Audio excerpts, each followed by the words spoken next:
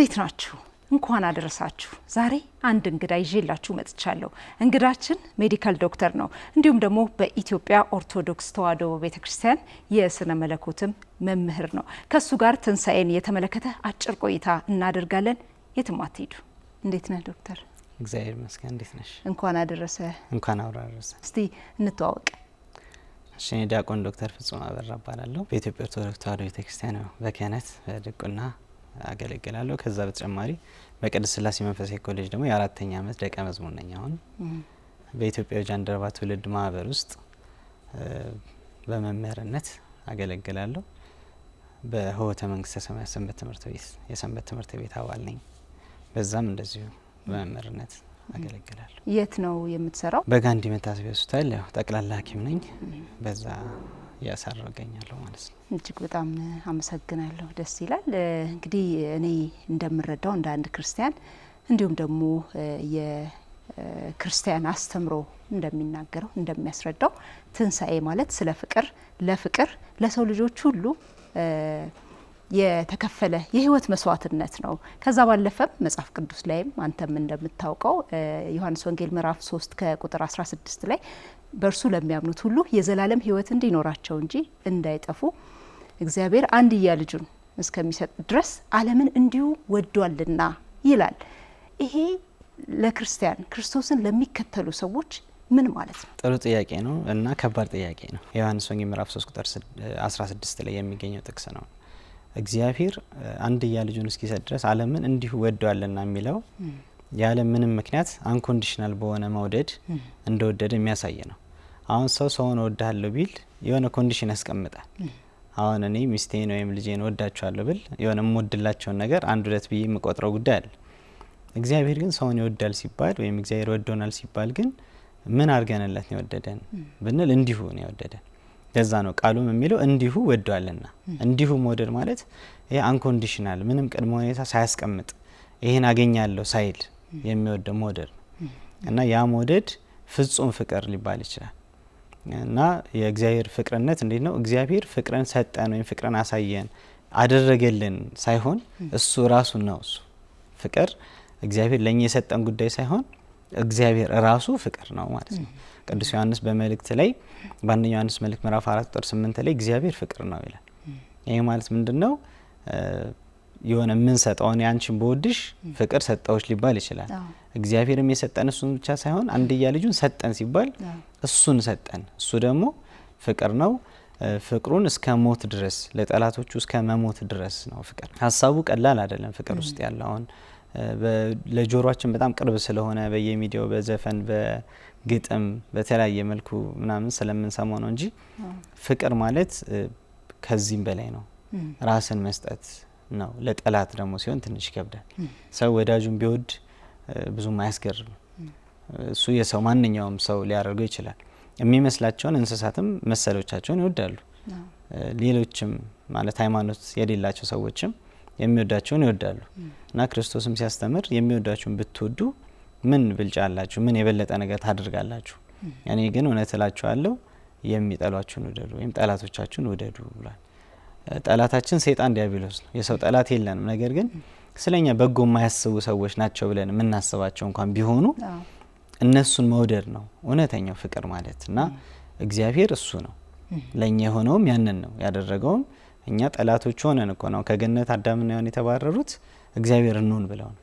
እግዚአብሔርን በልጠው አምላክ ስለመሆን ተመኝተው ነው አይደል? ስለዚህ ከዚህ በላይ ጠላት የለበትም እግዚአብሔር። ግን ይህን ጠላቱን እሱን ሆኖ መጥቶ ሞቶለት ያዳነበት ነውና ትርጉሙ በጣም ትልቅ ነው። ትንሣኤ ስንል ያው ከሞት መነሳትን የሚያመለክት ቃል ነው። ተንሳ ተነሳ መነሳትን። ስለዚህ ክርስቶስ የከፈለውን ብዙ ዋጋ ሰው መሆኑ በራሱ በጣም ትልቅ ዋጋ መክፈል ነው። ምክንያቱም ለእግዚአብሔር ለማይወሰን አምላክ መወሰን መጠን ቁመት ወርድ ያለው እኮ ለኛ ነው እና ዘመን መቆጠርም ለኛ ነው። አሁን እኔ ይሄን ያህል ዓመቴ ነው ስል ያን ያህል ዓመት ከዛ በፊት አልነበርኩም ማለት ነው አይደል? እግዚአብሔር ግን ከዚህ ጀምሮ ነበር ወይም ደግሞ ዘመን የማይቆጠርለት ነው ብቻ መለኮትና ለሱ ዘመን መቆጠሩ ራሱ ከባድ ነው። ከዛ ደግሞ ሰው መሆኑ መመላለሱ ሰውም ሲሆን ደግሞ በጣም በእኛ በሰው ሚዛን ትልቁን ሰው አይደለም የሆነው ቤተ መንግስት አይደለም የተወለደው በበረት ነው እና በጣም እጅግ የተናቀውን ዓለም የወደደ ሆኖ ነው የመጣው። ከዛም በላይ ደግሞ ለአምላክነቱ የማይስማማውን ሞት በለበሰው ስጋ ምክንያት ሞተ። በሞተ በስጋ በመለኮት ግን ሕያው ሆነ ይላል ቅዱስ ጴጥሮስ እና ከዛ በኋላ አፈር ውስጥ ገብቶ ከ3 ቀን በኋላ ሞትን ድል አድርጎ ማንም አስነሺ ሳይፈልግ በራሱ ኃይልና ስልጣን ደግሞ ሞትን ድል አድርጎ ተነሳ እና ያ መነሳት ትንሳኤ ይባላል። ያ ትንሳኤ ለኛም ትንሳኤያችን እንዲሆን አሁን በክርስቶስ ለሚያምን ሁሉ ትንሳኤው ነው የክርስቶስ ትንሳኤ። ቅዱስ ጳውሎስ ምን ይላል? አምላካችን ክርስቶስ ከሙታን ካልተነሳ በቀር ሃይማኖታችን ከንቱ ናት ይላል። በቃ የኛ ሃይማኖት እውነት ሊሆን የሚችለው ክርስቶስ ተነስቷል ብለን ካመን ብቻ ነው። እኛም እንደምንነሳ በእርሱ የሆኑ ሁሉ ደግሞ ከእርሱ ጋር እንደሚነሱ የምናምንበት ነውና ይሄ የፍቅርና የትንሳኤ ጉዳይ በጣም ትልቅ ሀሳብ ነው። በጣም አሁን ይህንን ነገር ለምን መሰለ ያነሳው ሳይንሱም ራሱ ፈረንጆች እንደሚሉት ፍቅር ማለት ወደ መሰጠት የሚያደርስ ጥልቅ ስሜት ይሉታል። ወደ መሰጠት የሚያደርስ ነው፣ ከመስጠትም ያለፈ ነው። መሰጠት እንግዲህ የራስን ደስታ የራስን ፍላጎት ወደ ጎን ትተህ ለምትወደው ሰው ሳክሪፋይ ማድረግ ነው። በቃ ሁሉን ነገርህን መስጠት፣ የራስን ደስታ መስዋዕት ማድረግ ነው፣ ኢቭን ህይወትህንም ጭምር እና ስለ ፍቅር ያው ተምራ ስም ነው አይደል? ፍቅር ማለት ስም ነው። ስንማር ሃይ ስኩልም አንደኛ ደረጃ ሁለተኛ ደረጃም የተለያዩ የስም አይነቶች አሉ አይደል? የማይጨበጥ የማይዳሰስ ስም ነው ይሄ ፍቅር የሚባለው ማለት ነው። ረቂቅ ነው፣ ነገር ግን መገለጫ አለው። ገልጠህ ነው ከቃላት በዘለለ በተግባር የሚኖር በተግባር የምታሳየው ነው ፍቅር የሚባለው ነገር ማለት ነው። እና ክርስቶስ ነው እኛ ሪፈረንሳችን አይደለ? ክርስቲያኖች ማለት ነው። እንግዲህ በዓለም ላይ ከ2 ቢሊዮን በላይ ክርስቲያኖች አሉ። ያው ዲኖሚኔሽኑም እንዳለ ሆኖ ማለት ነው። ግን በክርስቶስ የክርስቶስ ተከታዮች ነን። ግን አሁን ዓለምን ዝም ብለህ ስታየው እውነት ክርስቶስ ሪፈረንሳችን ከሆነ ፍቅር የዓለም ገዢ ሆኗል ወይ ብዬ ሳስብ በፍጹም አልሆነም። የምናየው የምንሰማው ነገር ሁሉ በጣም ደስ የማይል ለጆሮ የሚቀፍ መፈጠርህን በቃ የሚያስጠላ ጊዜ ላይ ነው ያለ ነውና ለምንድን ነው የሚለውን ነገር እናንሳ። ጥሩ ጥያቄ ነው። መጀመሪያ ፍቅር ላይ የተወሰነ ሀሳብ እንስጥ። ፍቅር እንግዲህ ትርጉም የማይፈልግ ነው፣ መብራራት የማይፈልግ ነው፣ የሚኖር ነው ብለን የጀመር ነው። ምክንያቱም እግዚአብሔርን ማንም ሰው ሊያብራራ አይችልም። ግን በዓለም ላይ እንዳልሽው ብዙ ክርስቲያኖች አሉ፣ ወይም ደግሞ ክርስቶስን ነው የምንከተለው፣ በክርስቶስ ነው ክርስቲያን የተባል ነው እና አይ አም አፍተር ሂም አይ አም ፎሎዊንግ ሂም ማለት ነው አይደል? ክርስቲያን ነኝ ማለት 2 ቢሊዮን ከዛም ሊበልጥ ይችላል። ያን ያህል ሰው መጽሐፍ ቅዱስ ይዟል ወይም ደግሞ የክርስቶስ ተከታይ ነኝ ሊል ይችላል። ግን ፍቅር በዓለም ላይ የለም ስንል በአንድ ሀሳብ እስቲ ይሄን አየዋለሁ እኔ። ክርስቶስ ፊዚካሊ በዚህ ዓለም ላይ በነበረበት ጊዜ ዘመነ ስጋዊ ይባላል። አምላክ ሰው ሆኖ በምድር የተመላለሰበት 33 ዓመት ዘመነ ስጋዊ ይባላል። በስጋዊ ዘመኑ ለአገልግሎት ደግሞ የወጣበት ጊዜ ወይም ደግሞ 30 ዓመት ሲሞላው ማስተማር ጀመረ። በዮሐንስ እጅ ተጠመቀ በዮርዳኖስ። ከዛ ለ3 ዓመት ከ3 ወር ሰዎችን አስተምሯል። ሲያስተምረው ክርስቶስን በትንሹ 5 ገበያ የሚሆን ህዝብ ይከተለው ነበር። በአንድ ገበያ ውስጥ በአማካኝ 1000 ሰው ቢኖር 5000 አካባቢ ሰው ይከተለው ነበር። 5000 ሆነ የክርስቶስ ምንድነው ተከታይ ነው አይደል? ነገር ግን ከ5000 ሰዎች ክርስቶስ መስቀል ላይ ሲገኝ ስንት ሰዎች ነበሩ አጠገቡ? ወይም ደግሞ ከዛም በኋላ መንፈስ ቅዱስ የተላከላቸው እስከ መጨረሻው ድረስ የታመኑት የሱ መሆናቸውን እስከ መጨረሻ የመሰከሩት ስንት ሰዎች ናቸው ስንል ግን 5000ም አልነበሩ። ደሴም ነው ፕሪንሲፕል። ስለዚህ የሚከተሉት ሰዎች ስለ ብዙ ምክንያት የተከተሉት ነበሩ። ለምሳሌ አምላካችን ክርስቶስ እጅግ ያምር ነበር፣ ደምግባቱ በጣም ልዩ ነበር። እለት ዓርብ ላይ ደምግባት አልነበረውም እንጂ ከዛ በፊት በነበሩት ሁሉ ሰው ሊያዩ የሚፈልግ የሚወደድ መልክ የነበረው ነውና በጣም የሚያምር መልኩን ለማየት የሚከተሉት ሰዎች ነበሩ። ብዙ ድውያንን ይፈውስ ነበር፣ ዕውራንን ያበራ ነበር፣ ሽባውን ይተረትር ነበር፣ ብዙ ፈውስ ያደርግ ነበር። ታምራትን ያንን ታምራት ደግሞ ለማግኘት የሚመጡ ነበሩ። በበረሃ ላይ እንደውም ቅዱስ ዮሐንስም ይናገራልና በበረሃ ቦታ ላይ ምንም ምግብ በሌለበት ቦታ ላይ 2 ዓሳና 5 እንጀራን አበርክቶ 5000 ሰው መግቧል። ስለዚህ የሚያበላ የሚያጠጣ ነው። ኢቭን ንጉስ ሊያደርጉት ወደዱ ተመኙ ይላል ቅዱስ ዮሐንስ በወንጌል ምዕራፍ 6 ላይ እና ሊያነግሱት ሁሉ በቃ እና አሁንማ እናንገሰው የሚያበላ የሚያጠጣ ንጉስ ከሆነ እስከ ማለት የደረሱ የእጁን በረከት የሚፈልጉ ደግሞ ነበሩ። ስለ ጦም ቃሉ ግን የተከተሉ ጥቂቶች ናቸው። ሊፈትኑትም እስቲ ጉዱን እንስማው ብለው የሚከተሉት ነበሩ። በሄደበት ሁሉ ጥያቄ የሚያበዙበት ለቄሳር ግብር መገበር ይገባል ትላለ እያሉ የሚጠይቁ ጠያቂዎች ፈታኞች ደግሞ ነበር። አሁን እነዚህ ሁሉ ተከታይ ተብሏል። እሺ አፍተር ሂም ናቸው። አሁን አንቺ የኢንስታግራም አካውንት ቢኖርሽ ፎሎ የሚያደርጉ ሰዎች አሉ። ሁሉም ወዳጆች ናቸው ማለት ግን አይደለም። ፎሎ አንቺ ፖስት ላይ ጥሩ የሚጽፉልሽ በርቺ ቀጥ የሚሉሽ አሉ፣ የሚነቅፉሽም ደግሞ አሉ አይደል? ከዛ ውስጥ 12 ሐዋርያት 36 ቅዱሳት አንስትና 100 ቤተሰብ በኋላ የተባሉት 72 አርድእት ናቸው። ክርስቶስን ስለ ጥዑም ቃሉ ስለ እውነተኝነቱ አምላክነቱን ይብን ተቀብለው የተከተሉት እነሱም ክርስቶስ በተያዘ ቀን ተፈተኑ። አብሮት ለመቆም የቻሉት በጣም ጥቂቶች ናቸው ማለት ነውና መስቀሉ ስር የተገኙ ጭራሽ 3 ናቸው ማለት ነው። እመቤታችን እናቱ፣ ቅዱስ ዮሐንስ ከሐዋርያት መካከል እና ማርያም መግደላዊት የተባለችው ናት። በቃ ሌላ ሰው አልነበረም አይሻልም? ስለዚህ መከተልና የሱን ነገር በእውነት መከተል ይለያያል ማለት ነው። አሁን ዲኖሚኔሽኖቹ ብዙ ናቸው። 2 ቢሊዮን ምናምን ሰው በክርስትና ፌዝ ሊከተሉ ይችላል።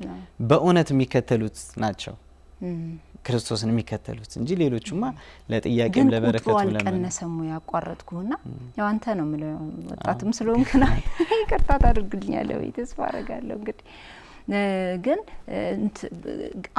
አልጨመረም ወይ ማለት እንትኑ ጥላቻው፣ ፍቅር ማጣቱ፣ ህዝቡ እርስ በርስ መበላላቱ፣ መለያየቱ፣ መከፋፈሉ ይሄ በተለይ ኢትዮጵያ ውስጥ ይሄ ሶሻል ፋብሪክሱ ራሱ በቃ በጣም እየተሸረሸረ መጥቷል እና የተለያዩ ምክንያቶች ይኖራሉ። ግን የሃይማኖት አባቶች ያስተምራሉ። አሁንም ትንሳኤ በመጣ ቁጥር ስለ ይቅር ባይነት፣ ስለ ምህረት፣ ስለ ፍቅር ያስተምራሉ። እኛም በጣም እናወራለን ተከታዮቹ ማለት ነው ምእመኑም ምናምን። ከዛ በኋላ ግን ልክ ትንሳኤ ከመጣ በኋላ ደግሞ ዝም ብሎ የማለፍ ይሄንን እንደ ኢቬንት የማየት ነገር ቅድም እንደውም ገልጸህልኝ ነው እንደ ኢቬንት እንደ ሁነት አይቶ የማለፍ ነገር አለና ምንድነው አሁን ክፍተት እዚህ የሆነ ቦታ የተላለፈን ያለ ይመስለኛል። የሃይማኖት አባቶች ስራቸው ምንድነው? በትክክል ስራቸውን አልሰሩም ማለት ነው። እኛስ ምንድነው ምክንያቱ የሚለውን ነገር በሁለት መልኩ ማየት እንችላለን። አንደኛው ያው የትንቢት ፍጻሜ ስለሆነ ነው ልንል እንችላለን። አሁን የመጨረሻው ዘመን ነው የሚመስለው ነገር ይሄው ማለት ነው። በዓለም ላይ ፍቅር ተቀዘቀዛለች የሚል አንድ ስቴትመንት አለ የማቴዎስ ወንጌል ምዕራፍ 24 ላይ በደብረ ዘይት ሳምንት ላይ የሚነገር ነውና ስለ መጨረሻው ዘመን ምልክቱ ምንድነው ብለው ክርስቶስን ይጠይቁት ነበሩ። ብዙዎቹ ነገሮች የሚሆኑት ናቸው። ሰው ከሰው ጋር ስላለው ነገር፣ መንግስት ከመንግስት ጋር ስላለው ነገር ፍቅር የመቀዝቀዛው ጉዳይ በዛ መልኩ ልናየው እንችላለን። ሌላው ግን በትክክል ፍቅርን አለመረዳታችን ነው ብዬ አስባለሁ። ለምሳሌ በሳይኮሎጂ ልንገርሽ። በሳይኮሎጂ አንድ ሮበርት ስቱዋርት የሚባል ሰው የፍቅር ትራያንግል ወይም በሶስት ጎን ፍቅርን ያስቀምጠዋል። አንደኛው ኢንቲሜሲ ነው፣ ሁለተኛው ፓሽን፣ ሶስተኛው ኮሚትመንት ይባላል። አንዳንድ ሰው ፍቅር የሚመስለው ፍቅር ያልሆነ ነገር ስላለው ማለት ነው። ኢንቲሜሲ ማለት ኢሞሽናል ክሎዝነስ ነው ይባላል። በስሜት በጣም መቀራረብ እና ትረስት። ለምሳሌ አንድ ልጅ አባቱ የፈለገ ነገር ቢሆን እሽኮኮ አርጎት ተሸክሞ ኮኮ አርጎት ቢሄድ እንደማይጠላው ያውቃል። የፈለገ ነገር ቢሆን አባቱን ያምነዋል። በቃ ያ ትረስት ነው። ኢሞሽናል ኢንቲሜሲው ያ ኢንቲሜሲ ሊባል ይችላል። በስሜት በጣም መቀራረቡ ኢንቲሜሲ ሊባል ይችላል። ሁለተኛው ፓሽን ነው። ፓሽን ደግሞ ፊዚካል የሆነውን አትራክቲቭነስ ነው። ፊዚካል አትራክቲቭነስ ወይም ደግሞ ዲዛየር ሊባል ይችላል ፓሽን። አንዳንድ ሰው አይታ ነው በቃ የምንወደው ሰው አለ፣ የኛ ስለሆነ ደስ የሚለን የምንወደው ሰው አለ። ፊዚካሊ ከዛ ሰው ጋር መሆን የምንፈልግበት ሞመንት ይጨምራል። ስለዚህ ውጫዊ ውበትን ብቻ በመመልከት ነው ወይስ እሱ አንድ ኮምፖነንት ነው? አንድ ኮምፖነንት ነው። ከዛ ውጪ ፊዚካል መቀራረቡን ይፈልገዋል ሰው አብሮሞ ከዛ ሰው ጋር በአካል መገናኘት ማለት ነው። ሁለተኛው እሱ ነው። ሶስተኛው ደግሞ ኮሚትመንት ነው። አሁን ኢሞሽናሊ ወደዋለሁ ወይንም በስሜት መቀራረቦች አሉ፣ ክሎዝነስ አለ። ፊዚካሊ አብሮ መሆን ይፈልጋል። ከዛ ደግሞ ከዛ ሰው ጋር ለመለየት ፈቃደኛ አለመሆን ወይም ደግሞ ላለመለየት መወሰን፣ በቃ ከዛ ሰው ጋር ለመሆን ዲሳይድ ማድረግ መወሰን።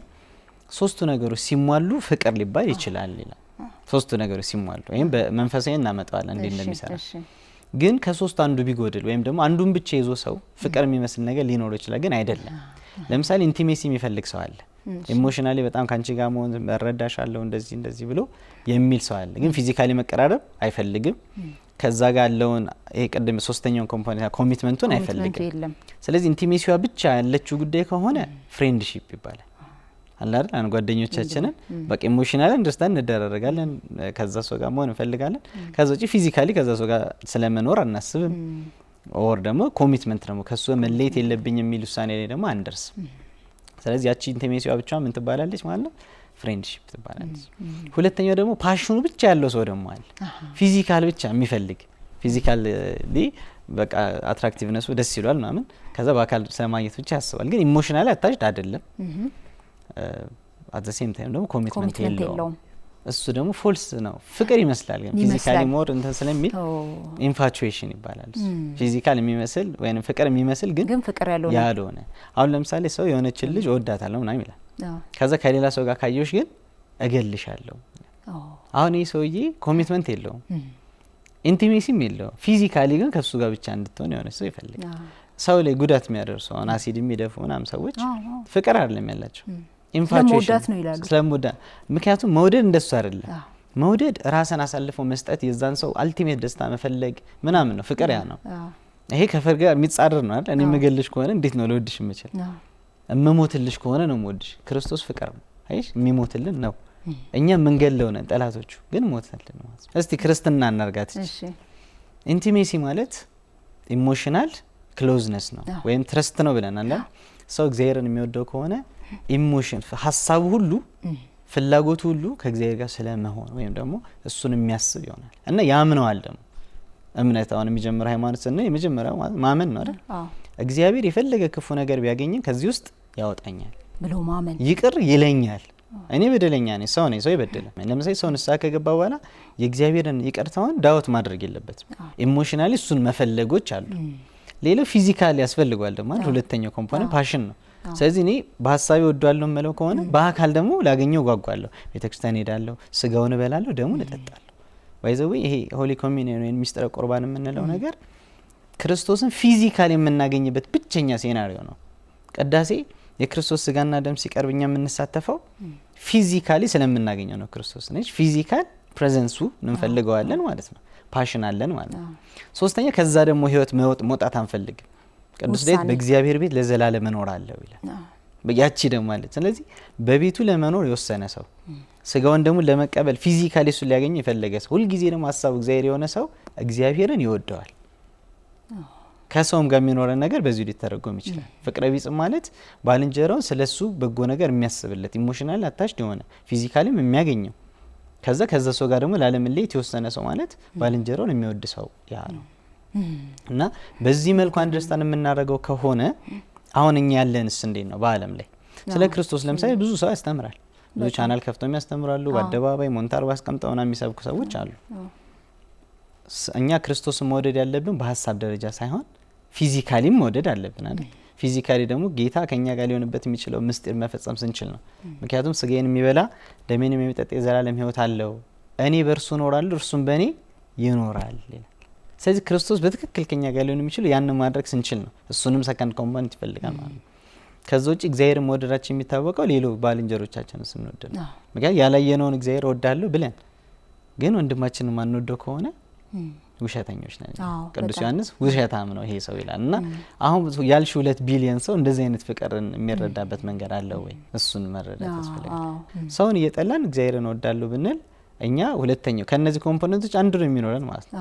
ወይ ፓሽኑ አለን፣ ወይ ኢንቲሜሲውን እንፈልገዋለን፣ ወይ ደግሞ እንደዚህ ማለት ነው። ብዙ ሰው ግን ፓሽን ነው ያለው እንጂ ፍቅር የለም። ፓሽን ነው ያለው። በጣም የሚገርም ነው። አሁን ይሄንን በትክክል በደንብ ፈትፍቶ የሚያስተምር ያስፈልጋል። ኦፍ ኮርስ ያው ቤተክርስቲያንም የተለያዩ የሃይማኖት ተቋማት ያስተምራሉ። የትኛውም የሃይማኖት ተቋም ባይዘዌ ኢቭን ከክርስትናው ውጪ ስለ ፍቅር ይሰብካሉ፣ ስለ መስጠት፣ ስለ ደግነት፣ ስለ ይቅር ባይነት ያስተምራሉ። ነገር ግን አሁን አንተ ያነሳቸው ጉዳዮች በትክክል ስላልተረዳው ነው ምእመኑ ያው የምናየው ጥሩ ያልሆነ ነገር ያው የሚተገበረው ማለት ነው። እስቲ ስለ ምናልባት አንደኛው ምክንያቶቹን እስቲ ትንሽ እናወራቸው። ግጭት የሚል አሁን በማህበረሰብ ሳይንስ ኮንፍሊክት የሚባል አለ። ግጭት ሰው ከራሱ ጋር ይጋጫል፣ ሰው ከሌሎች ሰዎች ጋር ይጋጫል፣ ከተቋም ጋር ይጋጫል፣ እንደገና ከተፈጥሮ ጋር ምናምን የሚባሉ አለ የግጭት አይነቶችና የሁሉም ግን ዋነኛው መሰረት ሰው ከራሱ ጋር መጋጨት ነው። አንድ መጽሐፍ ላይ እንደውም አንብቤ ያለው አንድ ዶክተር በጣም ደስተኛ ነው፣ ጓደኞቹ በጣም ይገረማሉ በደስታው ማለት ነውና ምንድነው የደስታ ምንጭ ብለው ሲጠይቁት በሚስቴ ምክንያት ነው። ሚስቴ ከራሷ ጋር ተስማምታ የምትኖር ናት። she lives in harmony with herself እንደውም ነው የሚለው እንግሊዘኛ ስለሆነ መጽሐፉና እሷ ከራሷ ጋር ተስማምታ ስለምትኖር ለኔም ደስታ ትሰጠኛለች፣ ከኔም ጋር ተስማምታ ትኖራለች። ዙሪያ ካለው ማህበረሰብ ጋርም ከጎረቤቶቿ ጋር ከጓደኞቿ ጋርም ተስማምታ ትኖራለች። በሷ ምክንያት ወደ እኔ ተጋባ ደስታው ብሏል። ሰው ከራሱ ጋር ሲስማማ ነው በአጠቃላይ ከሌሎች ሰዎች ጋር ከተቋም ጋር ከተፈጥሮ ከፈጣሪ ጋር የሚስማማውና እስቲ ይሄንን ከመጽሐፍ ቅዱስ ጋርም እያያያዝክ አጫውተኝ። ይሄ እንግዲህ ስነ ፍጥረት የሚባል አለ። ለምሳሌ ስነ ፍጥረት ማለት ስነአ ፍጥረት ወይም የፍጥረት መስማማት ማለት ነው። እና ሰው እንዴት ነው ፍቅርም በዩ ይቅርታም በዩ ሌላ በጎነት፣ ቸርነት እነዚህ የመንፈስ ፍሬዎች የሚባሉ አሉ ወይም ቨርቹስ አንድ ሰው ክርስቲያኖች ሊኖራቸው የሚገባው ቨርቹ ብሎ ቅዱስ ጳውሎስ የሚጽፋቸው ማለት ነው። እና እነዛ ነገሮች አንዱ ጋር ሲኖር ሌላው ጋር የሚጋቡ ናቸው። ለምሳሌ ደስታ ሼር የሚደረግ ነው። ሳቅ ለምሳሌ እኔ ስስቅ አንቺ አይተሽኝ ምንም ጉዳዩ ባይገባሽ መሳቅ ልትጀምር ይችላልሽ። እና እነዚህ ነገሮች ሼርድ የሆኑ ቫልዩስ ናቸው። ግን ያ ነገር የፍጥረቱ መስማማት ከአንድ ሰው ወደ ሌላ ሰው ትራንስፈር የሚደረግ ነገር ስለሆነ እዛ ሰው ሰላም ያስፈልገዋል፣ ወይም ደግሞ ያ ሰው በራሱ የተረጋጋ ከራሱ ጋር የተስማማ መሆን አለበት። ስለዚህ ኮንፍሊክትም አንድ ሰው ውስጥ በራሱ የተለያየ ሄልዝ አለን አይደል? አሁን ለምሳሌ በደብሊውኤችኦ ዴፊኒሽን እንደውም የጤና ምን ተብሎ ነው የሚተረጎመው? ጤና የሚባለው ወይም አንድ ሰው ጤነኛ ነው ሊባል የሚችለው ፊዚካል፣ ሜንታል፣ ስፒሪቹዋል እና ሶሻል ሄልዝ ሲኖረው ነው ይባላል። ስለዚህ አራት ኮምፖነንቶች አሉ። አንደኛው የአካላዊ ጤንነቱ ያስፈልጋል፣ ሜንታሊ ጤነኛ መሆን አለበት፣ ስፒሪቹዋሊ መንፈሳዊ ጤና የሚባል አለ፣ ከዛ ውጭ ደግሞ ሶሻል ከሰው ጋር ያለው መስተጋብር ሊባል ይችላል። ስለዚህ ራሱ ዲል የሚያደርጋቸው በራሱ ውስጥ ሊስማማባቸው የሚገቡ የራሱ የሆኑ የጤንነት ጉዳዮች አሉት፣ ከሰው ጋር የሚያገናኘው ነገሮች አሉት ማለት ነው። ለምሳሌ ምግብ በሰዓቱ መበላ፣ ውሃ መጠጣ ከሆነ ኤክሰርሳይዝ ማድረግ፣ በቂ እንቅልፍ መተኛ ምናምን ከሆነ ፊዚካሊ ጤነኛ ሆናለሁ። መጽሐፍ ማነብ፣ ለነፍስ ምግብ የሚሆኑ ነገሮችን ማድረግ ከሆነ ደግሞ ሜንታሊ ወይም ደግሞ ስፒሪቹዋሊ ጤነኛ ሆናለሁ። ይሄ ደግሞ ከሰዎች ጋር የሚኖረኝ ኢንተራክሽን ጤናማ ያደርግልኛል ማለት ነው። እና ግጭት ሊፈጠር የሚችለው ብዙ ጊዜ የራሳችን እንዴት ነው የግጭት ብዙ አይነት ምክንያቶች ሊኖሩት ይችላሉ። አንደኛው የፍላጎት አለመስማማት ነው። ለምሳሌ ይሄ በአንድ ሰው ውስጥ እንዴት ሊሆን ይችላል? እኔ ማግኘት የምፈልገውና የማገኘው ይለያያል። እዚህ ጋር የሚኖረው ዲፍረንስ ግጭት ውስጥ ይከተኛል። ራሴ ይሄን ያህል ነገር ማግኘት አለብኝ። ለምሳሌ ይሄን ያህል ገንዘብ በወር ውስጥ መስራት አለብኝ፣ ይሄን ያህል ሰዓት ኤክሰርሳይዝ መስራት አለብኝ የሚል እቅድ ሊኖረኝ ይችላል። አቺቭመንት ሄድም ዲፍረንት ሊሆን ይችላል። ከዛ ያነሰ ሲሆን ደስተኛ ልሆን አልችልም። ፍላጎቴና ያገኘሁት ነገር ይለያያል። ግጭት ውስጥ እገባለሁ። ከዛ ሌላ አንድ ሜካኒዝም ያስፈልገኛል። ያገኘሁትን አክሰፕት ወደ ማድረግ መሄድ እንዳለብኝ እሱን ማድረግ ስችል የራሴን ግጭት እፈታለሁ ማለት ነው። በቃ ዋቴቨር አይ ጌት ይሄ ጥሩ ነው፣ ይበቃኛል፣ ያገኘሁት ያኖረኛል፣ በዚህ ኮምፎርታብል ሆኜ መኖር እችላለሁ ስል ከራሴ ጋር እስማማለሁ። በራሴ ደስተኛ ስለሆንኩኝ ለሰው ችግር መሆን አልጀምርም ማለት ነው። ከዛ ውጭ ግን በራሴ ደስተኛ ካልሆንኩኝ ወይም ከራሴ ጋር ብዙ የፍላጎትና የማገኘው ነገር አለመጣጣሞች ካሉብኝ ከሰው ጋር መጋጨት ጀምራለሁ ማለት ነው። ሁሉ ሰው እኔን ታርጌት አድርጎ የሚንቀሳቀስ ሊመስለኝ ይችላል። ሁለተኛው የግጭት ምክንያት ሊሆን የሚችለው ነገር የኮሚኒኬሽን ነው። ለምሳሌ ሰው ከሰው ጋር የማይግባባበት ዋነኛ ምክንያት አንቺ በራስሽ የሆነ ነገር ታደርጊያለሽ፣ እኔ የምረዳበት መንገድ ዲፍረንት ሊሆን ይችላል። እኔና አንቺ ማለት ያለው ኮሚኒኬሽን ወይም ተግባቦት የምንለው ነገር የተግባቦት ክፍተት ካለ አሁንም ለግጭት መንገድ ሊሆን ይችላል። ሌላው የኮምፒቲሽን ነው። በቃ እኔ በልጥ የሚል ነገር ይሄ አሁን በሕክምናው ትትና ነው የኮምፒቲሽን ማለት ነው። እኔና አንቺ በአንድ ሀሳብ የተለያየ አቋም ይዘን ቆመን ክርክር ውስጥ እንገባለን። ከዛ ከቻልን ይሄንን በዊን ዊን ወይም በአንደኛው ምክንያት መፍታት ነበረብን። ከአንዱ መንገዶችን ተጠቅመን በአንደኛው መፍታት ነበረብን። ግን አንድ ጊዜ እኔ ቀይ ነው ጥሩ ስላልኩኝ አንቺ ቢጫ ነው ትክክል ስላልሽ ቀይ ነው እስክትይ ድረስ እከራከርሻለሁ፣ አንቺም ዘሴም ቲንግ ታደርጊያለሽ። ይሄ የኔ ይበልጣል የሚለው መንፈሳችን የሚታረመው በምንድን ነው? በትህትና ነው። ያንቺ ይሻላል ብልሽ ግን አይ እርግጥ ያንተም እኮ ፖይንት አለው ቲና ሁለታችን ማሸነፍ ሆነ እንገኛለን ማለት ነው። አንዳንዴ ተሸንፎ ማሸነፍ አለ። ለምሳሌ በመስቀል የሞተው ማን ነው? ሰው ክርስቶስ ሊል ይችላል። ሞት ነው ግን የሞተው። የተሰቀለው እኮ ክርስቶስ ነው ግን ሞተን ያሸነፈሽ ሞቶ አሸነፈ። ሞቶም ማሸነፍ አለ ለካ። ሰው እኮ ሕያው ሆኖ ካላሸነፍኩ ብሎ በጣም እንትን ይላል። ሰው ሞቶም ሊያሸንፍ ይችላል። እና አንዱ ለሌላው ሲሸነፍለት እዛው ጋር በቃ ያ ግጭት ይፈታል ማለት ነው። የግጭት መነሻው ግን አንድ ሰው ነው ራሱ ነው። እና የፍላጎታችን ያገኘነው ነገር መጣጣም አለመጣጣም፣ ያለንበት የመንፈሳዊነት ደረጃ ሌቭል፣ ዓለምን የምንረዳበት መንገድ፣ ኮምፒቲሽን ግን ኢዛት ሪሊ ኢምፖርታንት ብሎ መነሳት። ለምሳሌ ኮምፒቲሽን ፉክክር፣ ለምሳሌ መብለጥ ይጠቅማል። ቅድም እንደውም አንስተልኝ ነበር የማህበራዊ ሚዲያ ጉዳይ ላይ እዛ ላይ ጓደኛህን ስታይ ምናምን ነው በጣም እስቲ አስረዳኝ ትንሽ አከለበት መነጻጸር። አሁን ለምሳሌ እኛ ዩኒክ ፍጥረት ነን። አሁን እኔ በዓለም ላይ እግዚአብሔርን አመሰግነዋለሁ በጣም አንድ ነኝ እኔ። አሁን 8 ቢሊዮን ሰው አለ እኮ ዓለም ላይ እኔ ግን አንድ ነኝ። አሁን አንቺ አንድ ብቻ ነሽ በቃ ሌላ ሰው የለም ካንቺ ውጪ። ይሄ እኮ በጣም አፕሪሺየት የሚደረግ ነገር ነው። ስለዚህ አንድ እኔ ከማን ጋር ወዳደራለሁ? አይደንቲቲ ብቸኛ አይደለም እኔ ዩኒክ አይደለም። በቃ እግዚአብሔር ልዩ አድርጎ ስለፈጠረኝ እግዚአብሔርን አመሰግነዋለሁ ብዬ ብኖር ከጓደኛዬ ጋር ምንም ምጣላበት መጋጨት ጉዳይ አይኖርም ማለት ነውና ይሄ አነሳሳሪ ኮምፒቲሽን ውስጥ ሰው ይገባል። እኛ የተፈጠርነው እንደ እግዚአብሔር ሐሳብ ራሳችንን ሆነ እንድንኖር ነው። በእግዚአብሔር ፊት የምንጠየቀው አዝ ፐር ኢንዲቪጁዋል ሶል ነው።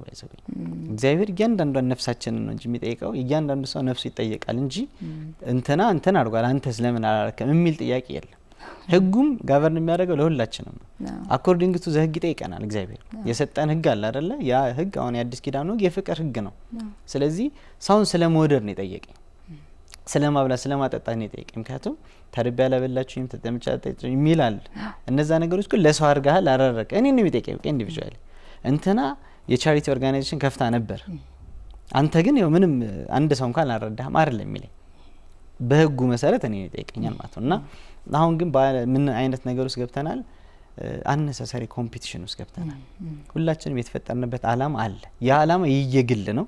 የሁላችንም የጋራ አላማችን ግን የእግዚአብሔር ልጆች ሆነን በቤቱ በመንግስተ ሰማያት መኖር ነው። በቃ አባት ለልጁ የሚሰጠውን ርስቱን መንግስተ ሰማያትን ይሰጠናል የሚል ተስፋ ነው። በቃ አፍተር ኦል ብዙ ሰው ኢትዮጵያ ውስጥ ለምሳሌ አማኝ ነን። በእስልምና ቢሆን በክርስትና ቢሆን በሌላም እምነት ውስጥ ያለ ሰው ላይፍ አፍተር ዴዝ እንዳለ ያውቃል።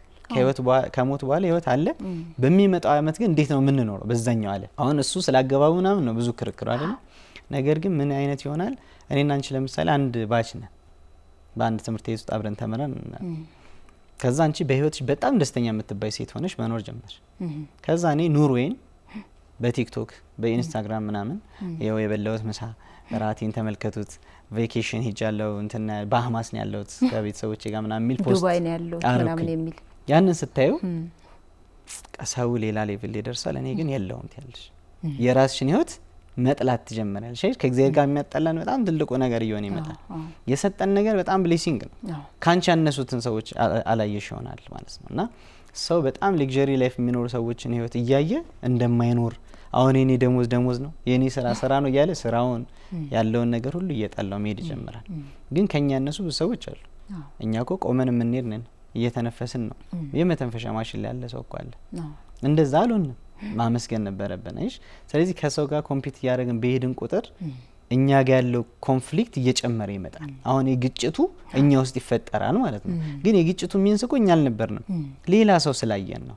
ስለዚህ ሌሎች ሰዎች የሚኖሩትን ኑሮ መኖር ነበረብኝ ወይም እየኖርኩት አይደለም። ሰዎች እየበለጡኝ ነው። ይሄውን ኮምፒቲሽን በአለም ላይ አያስፈልግም።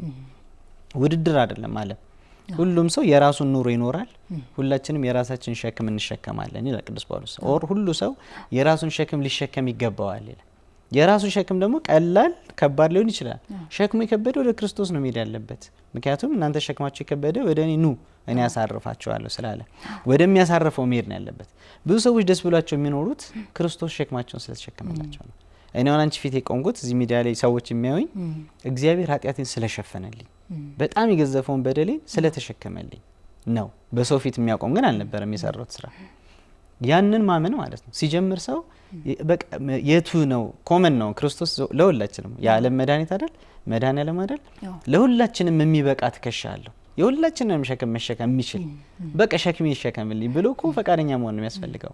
በዚህ ሰዓት ሰው ክርስቲያን ሆነ ማለት ነው። ወይም ደግሞ ክርስቶስ ሸክሜ ይሸከምልኛል ብሎ ሸክሙን አቀለለ ማለት ነው። አዘርዋይስ ግን ኮምፒቲሽን ውስጥ የሚገባ ከሆነ ራሱን ትቶ ሌላ ሰው የሚያይ ከሆነ የጠቢብ አይኖቹ በራሱ ላይ ናቸው ይላል መጽሐፍ።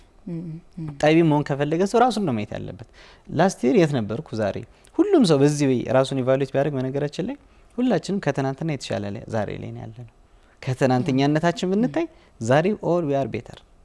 ግን እሱን ማወቅ አንፈልግም። እኔ አንቺን ነው ማየው። ራሴን ባይ እኮ ነው የተሻልኩ ነበርኩ፣ አንቺን ሳይ ግን የተሻለ አይደለሁም እላለሁ። እና ሁልጊዜም ንጽጽራችንም ቢሆን ከራሳችን ጋር። ምክንያቱም ራሱን ማሸነፍ የቻለ ሰው ዓለምን ያሸንፋል። ራስን ማሸነፍ መቻል ባይ ኢትሰልፍ አንድ የመንፈስ ፍሬ አንድ ቨርቹ ነው። በነገራችን ላይ ቅዱስ ጳውሎስ ካስቀመጣቸው 9 የመንፈስ ፍሬዎች የመጨረሻው ከባዱ ነው ራስን መግዛት። በቃ ሰው ራሱን መግዛት ከቻለ ዓለምን ከሚገዛ ሰው ራሱን የሚገዛ ሰው ይበልጣል ይላል ጠቢቡ ሰለሞን። ስለዚህ በዛ መልኩ ልናየው እንችላለን። ሌሎቹንም ሁሉንም ትልልቆቹን ሀሳቦች እንደ ፍቅር ያሉ ጃንት የሆኑ ሀሳቦችን ስንረዳ የሚጀምሩት ከኢነር ፒስ ነው፣ የሚጀምሩት ከራስን ከመግዛት ነው ማለት ነው። በጣም የሚገርም ነው። ኮንፍሊክት በነገራችን ላይ ተፈጥሯዊ ነው፣ የሚጠበቅም ነው። ሰው ሲኖር አይደለ ኮንፍሊክት አለ የሚፈጠር። ይነከሳል፣ ጥርስሽ ምላስሽን ጉንጭሽን ይነክሳል። ኮንፍሊክት በጣም ተፈጥሯዊ ነው። ግን ያንን ኮንፍሊክት የምትፈታበት መንገድ ነው አንተን ሰው በትክክል የሚያደርግህ ማለት ነው። ስለዚህ የሁሉ ማሰሪያ ያ ነው ማለት ነው። እዛ ላይ ሰው ከራሱ ጋር ተስማምቶ ሲኖር ከሌላም ሰዎች ጋር ተስማምቶ ይኖራል። ፈጣሪንም ማመስገን ይጀምራል። መንፈሳዊ ልዕልናውም በዛው ልክ እየጨመረ ይመጣል ማለት ነው። ሌላው ምክንያት ላነሳው የምፈልገው ይሄ ማህበራዊ ህይወታችንን በጣም እያሳሳው እየሸረሸረው የመጣው ጉዳይ አለ። ይሄ ማህበራዊ ሚዲያ የዲጂታል ዓለም ላይ ያለ ነው። ቲክቶክ ላይ ብዙ ጊዜያችን እናጠፋለን፣ ፌስቡክ ላይ፣ ሌሎች ኢንስታግራም ላይ ምናምን በጣም ብዙ ሳናስበው ወደ 6-7 ሰዓት ላያችን ላይ እንደዚህ በቃ ይሄዳል እና ቲክቶክ በተለይ በጣም ከባድ ነው ምልህ ምንም ሳቲስፋክሽን የለውም። ያው አንተም ከዚህ በፊትም ተናግረኸው አይቻለሁ እና እሱ ራሱ እንደው ያሳሰው አይመስልህም ወይ? እርስ በርስ ያለንን ግንኙነት እዛው ውስጥ ደግሞ ፍቅር አለ አይደል? ፍቅር የሚለውን ጽንሰ ሀሳብ ራሱ ከውስጣችን እየሸረሸረ የመጣበት ሁኔታ አለ። እስቲ ትንሽ አክለበት እዚህ ላይ። ጊዜ የሚፈልጉ ቁጭ ብለን ማጣጣም ያለብን ጉዳዮች አሉ። ለምሳሌ ምግብ ቆሞ ሰው እንዲበላ ሪኮመንድ አይደረግም አይደል? አሁን ና ቁጭ በልና ብላ ምናምን ነው ኦፈር የሚደረገው ሰው አረቀ በቁም ይልጉረስ ምናምን ሲል አሁን እናቶች ምን እንደሚሉት ያን ሰፖርት የሚያደርጉት ነገር አይደለም። በቁም የበሉት ነገር በቁም የታጠቁት በቁም ይፈታል እንደዚህ ቢሲሮጥ የታጠቁት አይነት ይሆናል ማለት ነውና እሱ ሪኮመንድ የማይደረገው ለምንድን ነው? የምግቡን ቫልዩ የምግቡን ጣዕም ያን ደግሞ የሰጠን አምላክ ነው አይደል? ስለዚህ አመስገነን መብላት ስላለብን እነዛ ነገሮች ስለሚያሳጣን ነው። ቁጭ ብለን ልናጣጥማቸው ቁጭ ብለን ፊል ልናደርጋቸው የሚገቡ ነገሮች አሉ። ለምሳሌ ሰው ሀዘን ይደርስበታል። ኤኒ ካይንድ ኦፍ ግሪፍ ሊሆን ይችላል። ሰው ማጣት በቃ የሚያሳዝን ነገር ነው። ስለዚህ ያ ሰው ቁጭ ብሎ ነው ማዘን ያለበት። አሁን በእኛ ቤተክርስቲያን የማጽናኛ መርሃ ግብር ለምሳሌ ይካሄዳል አይደል? ያ የሚደረግበት ምክንያት ሰው ቁጭ ብሎ ሀዘኑን እንዲያሳልፍ ነው። ክርስቶስ ስላደረገው ነው። አልዓዛር የሚባል ጌታ ይወደው የነበረ ሰው ነበር። በዮሐንስ ወንጌል ምዕራፍ 11 ላይ ሞተ። ከሞተ በኋላ እንደ ሞተ ነገሩት። ክርስቶስ አምላክ ነው አይደል? ስለዚህ ሄደ፣ አለቀሰለት፣ ግን አዘነ። አይሽ ከሚያዝኑት ሰዎች ጋር ማዘን ያስፈልጋል ማለት ሄደ እንባውን አፈሰሰለት ይላል። እና እንደውም አይሁድ እንዴት ይወደው ነበር ብለው አሰቡ ይላል። በጣም ተገርሙ። ግን እሱ ሰው ብቻ አይደለም አምላክም ነው። ፍጹም ሰው ፍጹም አምላክ ነው። ክርስቶስ ማለት በራሱ ሰው የሆነ አምላክ ማለት ነው። ስለዚህ ወደ መቃብር ሄዶ አልዓዛርን ቀሰቀሰው። ከደስታቸውም ጋር ነበረ። ተደሰቱ። በቃ ወንድማቸውን አቀፉት። እንደሚያስነሳው ኢቭን እያወቀ አዘነለት። ምክንያቱም ሰው ከሚያዝኑት ሰዎች ጋር ማዘን እንደሚገባው እርም ማውጣት የሚባል ነገር አለ። አሁን ሰው ህፃን ሆኖ ራሱ መቃብር ቦታ እንዲሄድ በተለይ እኔ ትዝ ይለኛል እናቴ የሞተችው 7ኛ ክፍል ነው ያለው ነበር እና በዛ በልጅነት ጊዜ ሄጄ ነበር ለመጀመሪያ ጊዜ ቀብር ሄድኩት ያኔ ነው። ምክንያቱም የሰፈር ሰዎች ትልልቅ ሰዎች ምን አሉ? ልጆች ናቸው ብላችሁ እንዳትተዋቸው ቤት ሄደው ይዩት አሉ። ለካ ሰው እርም የሚወጣለት ሲያይ ነው። በቃ ስትቀበር አፈሩ ነው ሲከደን ማየት አለበት። በቃ ይቆርጥለታል። አይሽ እነዚህ ቁጭ ብለን የምናጣጥማቸው ነገሮች ናቸው። ቁጭ ብለን መጨረስ ያለብን ነገሮች ናቸው። ስለዚህ መጽሐፍ ቅዱሳዊ ነው ማለት ነው። ማጽናናት ግድ ነው። በቃ ይሄ እንደውም የሰርግ ጊዜም ቢሆን አሁን እዚህ በዮሐንስ ወንጌል ምዕራፍ 2 ላይ የተጠቀሰው 7 ቀን ነው ሰርግ የሚያደርጉት። ደስታ ማይሽ ቁጭ ብለሽ የምታጣጥሚው ነው። እንደዛ የምታደርጊው ነገር መሆን አለባቸው። እነዚህ በጣም ብዙ ቫልዩ ይጨምራሉ። አት ዘ ሴም ታይም ደግሞ ማንነታችን ላይ ኢፌክት አላቸው። ቲክቶክ ማለት በጣም ከባድን የሚያሳዝንን ነገር በአንድ ደቂቃ አይቶ ወደሚያስቀው ነገር በአንድ ደቂቃ ውስጥ መሄድ ነው። ግሪፍ ነበር፣ የሆነ ሰው ሞቷል፣ የሆነ ሰው የሚያሳዝን ነው። አሁን ለምሳሌ አርቲስት ነጻነት ወርቅነህ መሞቱን ሰው በአንድ ደቂቃ አይቶ ስለ ነፂ ማሰብ አለበት፣ ማዘን። ቀጥሎ ግን የሚያስቁ ነገሮችን ነው እያየ ቀጥለው ቲክቶክ ላይ ያየሰ እና ስሜቶች ኢሞሽን ምንለው ነገር በኋላም ለሰው የሚኖረን ነገር ኤምፓቲ ምናምን ዴቨሎፕ ልናደርግ የምንችለው ቁጭ ብለን ኢንተርቴይን ባረግ ነው ወይም ደግሞ ቁጭ ብለን በተመሰጥንበት የሀዘን ወይም የደስታ መጠን ነው በሰው ጫማ ውስጥ ራሳችን አድርገን ማየት የምንችለው ማለት ነው። እንደ ቲክቶክ አይነት ፕላትፎርሞች አሁን ቲክቶክ ስፔሲፊካሊ ሲመጣ ያለው የ5 ደቂቃ ወር እንደዚህ ዱሬሽን ነበር። ከዛ ያነሰ አሁን በሰከንዶችና በደቂቃ ነው። በጣም ከባድ ነገር እንዴት ነው በአንድ ደቂቃ አይቼ የማልፈው? መንፈሳዊ ትምህርት እኮ አለ። በጣም ጥሩ ምክር እኔ ሊያነጽ ሊቀይር የሚችል ነገር አንድ ቀን አሁን እንዴት ነው አባቶች መጽሐፍት ሲያነቡ አንድ ቃል ሊሆን ይችላል የሚያነቡት። ከዛ እሱ ላይ ይመሰጣሉ። በቃ እግዚአብሔር እረኛዬ ነው የሚያሳጣኝ ነገር የለም፣ በለመለመ መስክ ያሳድረኛል፣ በረፍቱ ዘንድ ይመራኛል ይሉና እዚሽ ላይ ብቻ ማሰብ የእግዚአብሔርን እረኝነቱን። ከዛ እረኝነቱን በጣም ዲቴይል ሄደው ይገቡበታል። ለምሳሌ ስፔሲፊክ ቱ ዚስ ፖይንት እግዚአብሔር እረኛችን ነው የሚለውን አንድ አልማሱ ጀንበር የሚባሉ ሊቅ አሉ በኢትዮጵያ ቤተክርስቲያን። ሌሎች እረኞችና እግዚአብሔርን ያነጻጽሩበታል። አንድ ቃል ላይ ናቸው። ሌላ እረኛ በጎቹን በለመለመ መስክ ቢያሰማራቸው፣ ውሃ ጥሩ ውሃ ንጹህ ውሃ ቢያጠጣቸው፣ ምን ቢላቸው በኋላ ምን ሊያደርጋቸው ነው? አርዶ ይበላቸው ነው ወይ አርዶ ለሚበሉ ሊሸጣቸው ነው። እግዚአብሔር ግን እንደሱ አይነት እረኛ አይደለም። እግዚአብሔርን እረኛ ስንለው እንደ ሌሎች እረኞች አይደለም ብለው እዛ ላይ ቆያሉ። እግዚአብሔር ግን እረኛ ነው፣ ግን በጎቹ እሱን የሚበሉት ስጋውን እያበላ ደሙን እያጠጣ የሚያኖራቸው በጎቹን ነው እያሉ አንድ ቃል ላይ ቆያሉ። አንድ ቃል ላይ ነው የሚቆዩት። እኛ ቲክቶክ ላይ አንድ ትልቅ ሀዘን ላይ መቆየት አንችልም። አንድ ትልቅ ደስታ ላይ፣ አንድ ትልቅ ትምህርት ላይ አንቆይም፣ እናልፈዋለን። ራሱ አይፈቅድልህም። በቃ ብዙ ቧልት አሁን ቲክቶክ ማለት 90% ቧልት 10% ቁም ነገር ያለበት ነው። እርግጥ ላይክ እንደምናደርገው ፎሎ እንደምናደርጋቸው ሰዎች ይወሰናሉ። ብዙ ቁም ነገሮች አሉ፣ ግን በአንድ ደቂቃ እያሳለፍናቸው ለነፍስ የሚጠቅሙ እኛን ሊቀይሩ በዓለም ላይ ያሉ ግጭቶች ሊፈቱ የሚችሉ ሀሳቦች በአንድ ደቂቃ ያልፋሉ። ቀልድ ሆኖ ያልፋሉ። ብዙውን ቀልድ እንደ ምድር ተቀብለናል እና አሁን ይሄ ኢምፖርታንትና ኖት ኢምፖርታንት የሆነው የሚጠቅመውና የማይጠቅመው ነገር ተምታቶብናል ባይዘው። ምክንያቱም የሆነ ሊቀለድ የማይገባው ቀልድ የሚያስቀን ሆነናል። ሰዎች በአካል ጉዳተኝነት ይቀልዳሉ፣ በአይነ ስውርነት ይቀልዳሉ፣ በብዙ አይነት ህመም እየቀለዱ እኛ ግን እያየን ምን እንላለን? እንስቃለን። አይሽ ምን ያህል እየራቀ እንደምን እሱን ረስተነዋል። ኃጢአትነቱን እኮ አስረስቶናል። ምክንያቱም ያለኛ ምንድነው መዝናኛችን ነው አይደለ? እና እንደዚህ አይነትን ፕላትፎርም ፐርሰናሊ ሰፖርት አላረገው። የሆነ አካውንት እንትን ብዬ አንዳንዴ በጣም እጅግ ሊያሳፍረን የሚችል ነገር ይሄ ጽድቃቸው በኖራቸው ሆኗል የሚል ቃል አለ እና የሚያሳፍርን ነገር ሰዎች ስልካቸውን ከፊት አስቀምጠው ራሳቸውን ቀርጸው ፖስት ሲያደርጉ ሳይኔ በቃ ቤተሰብ የላቸውም አያዩትም ወይ የሚያስብለኛል። በጣም የሚያስገርም ልጅ እናት የላትም የምትመክራት ወይ አባት የላትም፣ ጉርቤት እንደው ሀገር የለም ሁሉ የቅርብ ጓደኞቻቸው ኮሜንት አይሰጣቸውም ወይ እንደዛ አይነት ማለት ነውና ፕላትፎርሙ በጣም አስቸጋሪ ነውና ግለኝነትን እያበዛ ያ ነው አሁን ማህበራዊ እና ሰዎችን ልታገኝ ትችላለህ ፌስቡክ ላይ ምንም ጓደኞችና ያገኘሃቸው በቅርብ ያገኘሃቸው ሁሉ ስለሚመስል እንደዛ አይነት ስሜት ስለሚሰማ ተቀጣጥረህ ሻይ ቡና ለማለት እንኳን እድሉን ለራስህ ማትሰጥም ለጓደኞችምና ሰዎች አሁን እኮ ራሳቸውን ሁሉ እያጠፉ ነው እኮ በዛ ብንሄድ ይሻላል የሚል እንደውም ካምፔን የሆነ ተጀምሮ ራሷን ያጠፋች ልጅ ነበረችና ደስታቸው እየቀነሰ እዛ ላይ ብቻ ማተኮር ከዛ በኋላ ምንም በህይወታቸው እርካታ የማጣት ነገር በጣም አለና ማህበራዊ ህይወታችንን በጣም አናክቶታል ብዬ ነው ማስበው። ሰዎች አይገናኙ ኢቭን ቢገናኙ ራሱ ተገናኝተው ራሱ አይታል ሻይ ቡና ምናምን ሲሉ ሞባይል ነው። እንደውም አንድ ካፌ በጣም ደስ የሚል ኮት አይቻል። አሁን ብዙ ሰው ፍሪ ዋይፋይ ይፈልጋል። ዋይፋይ ፍሪ ካፌ ነው ካፌው። ዋው ዋይፋይ ፍሪ ነው። ስለዚህ ከጓደኛ ጋር ስለመጣ ዋይፋይ ስለሌለ ቁጭ ብላችሁ አውሩ የሚል እንትን ያለው እስከ 10% ዲስካውንት። አሁን ጣሊያን እንደዚህ ዩሮፕ ላይ ያዩት እንትን አለ። የሆነ ካፌ ገብተን ወይ ምግብ ቤት ነው እዛ ውስጥ ገብተሽ ስልካችሁን ማስቀመጫ አለ ይመጣል። እዛው ስልኩን አስቀምጦ ለሚጠቀም ሰው 10% ዲስካውንት አለ ከምትጠቀሚው ነገር። እርስ በርስሽ እያወራሽ ስለሆነ ናቹራል ሚዲያውን እየተጠቀምሽ ስለሆነ እና ሶሻል ሚዲያ የሚጠቅም ይመስላል። የሚጠቅሙ ነገሮች አሉት። ግን እኔ አሁን ለምሳሌ ድሮ ትዝ የሚለኝ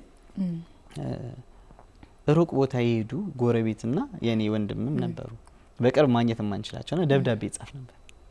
በቃ ያን ሰው እስክታዩ በጣም ጓጉተሽ ሲመጣ አስቢ ናፍቆትሽ እንዴት ነው የምትወጪ። አሁን ግን ሰው አሜሪካ እየኖረ ኢትዮጵያ ውስጥ ያለች እናቱን በየቀኑ በቪዲዮ ኮል ስለሚታዩ የሚነፋፈቁ ይመስላል። አይነፋፈቁም። በጣም ትልቅ ኮምፖነንት እኮ ነው እጅግ በጣም we have lost it። አሁን በዚህ ማለት ይጠቅማል እኮ ብለን በያዝነው ነገር በቃ በየቀኑ በቀን 3 ምናምን በቪዲዮ ምናምን ሰዎች እያወሩ ኢቭን የትረስት ኢሹ ያስነሳል። ማህበራዊ ህይወታችንን በጣም እጅግ በጣም ያናጋው ብዬ ነው ማስበው። ቁጭ ብሎ የሚያወሩ ኢን ዲቴይል ራሱ አንዳንድ እኮ ቪዲዮ ይሰራሉ ልጆች። ይሄን ሰው የሆነ ጊዜ ኢንተርኔት ተዘግቷል ነበር።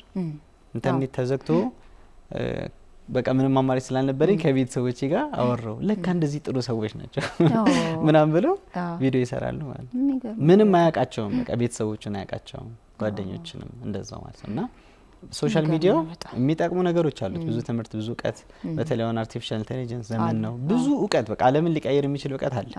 ግን ያው እኛ እናተኩረው ሌላ ጉዳዮች ላይ ነው።